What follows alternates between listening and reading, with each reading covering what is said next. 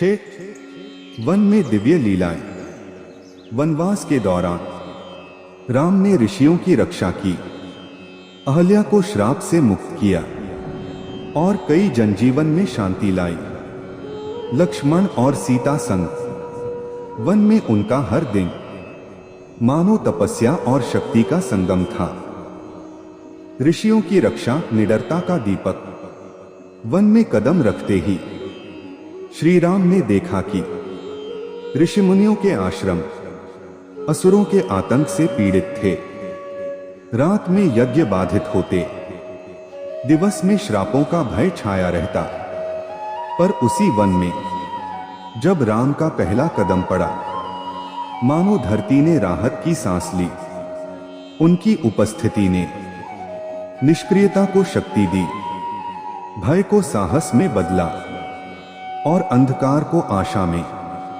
ताड़का, सुबाहु, मारीच एक एक कर वन को दूषित करने वाले नाश हुए और आश्रमों में फिर से स्वाहा स्वधा स्वाहा की पवित्र ध्वनि गूंज उठी। ऋषि कहते, हे राघव, आपकी छाया मात्र से हमारे यज्ञ सफल होने लगे। अहल्या, उद्धार, दया और पवित्रता की दिव्य कथा। वन की नीरवता में एक ऐसा स्थान आया जो वर्षों से मौन था, जहां धरती भी दुहक से भारी लगती थी। वह था अहल्या का तपस्थल, जहां वे श्रापवश पाषाण देह में अकेली प्रतीक्षा कर रही थीं। राम आगे बढ़े और उस अद्भुत क्षण में शांत वातावरण में एक दिव्य स्पंदन उठने लगा। जैसे ही उनके चरण पाषाण पर पड़े, पत्थर में छिपा वह उज्ज्वल स्त्री रूप कंपन के साथ जाग उठा। नेत्रों से अश्रु बहने लगे, हृदय से सदियों का क्लेश मिट गया। दुनिया को पहली बार पता चला कि करुणा किसी भी श्राप से अधिक शक्तिशाली है। राम ने दोष नहीं देखा, वह देखा जो वर्षों से छिप गया था। पवित्रता। वनवास का प्रत्येक दिन धर्म का पाठ। राम, लक्ष्मण और सीता, ये तीनों ऐसे चलते मानो अग्नि, वायु और शांति एक साथ धरा पर उतर आए हों। प्रभात की बेला, सुबह सूरज निकलने से पहले लक्ष्मण उठ जाते, कुटिया की रक्षा में हर दिशा का निरीक्षण करते।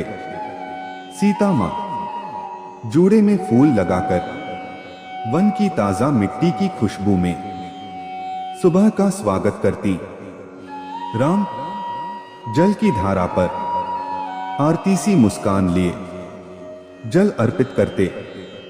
वन के जीव जंतु शांत होकर उन्हें निहारते, मानो प्रकृति भी उनका वरण कर रही हो। वनवास का समय परिश्रम और प्रेम का संतुलन।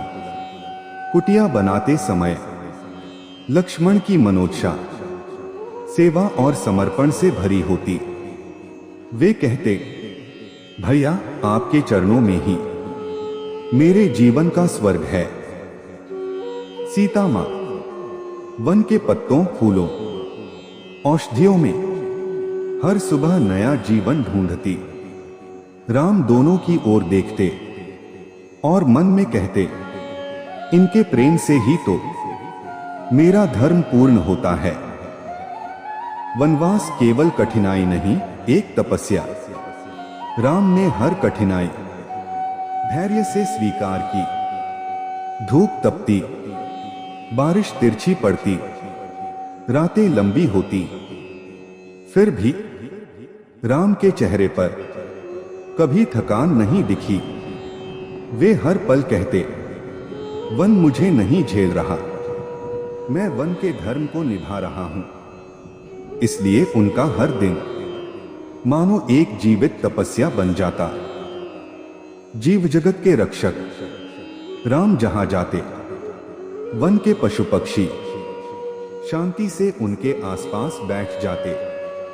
कभी कोई घायल हिरण मिलता, तो राम उसके घाव पर औषधि लगाते। कभी पक्षी अपने घोंसले से गिर जाता तो लक्ष्मण उसे सावधानी से पत्तों में लपेटकर बचाते।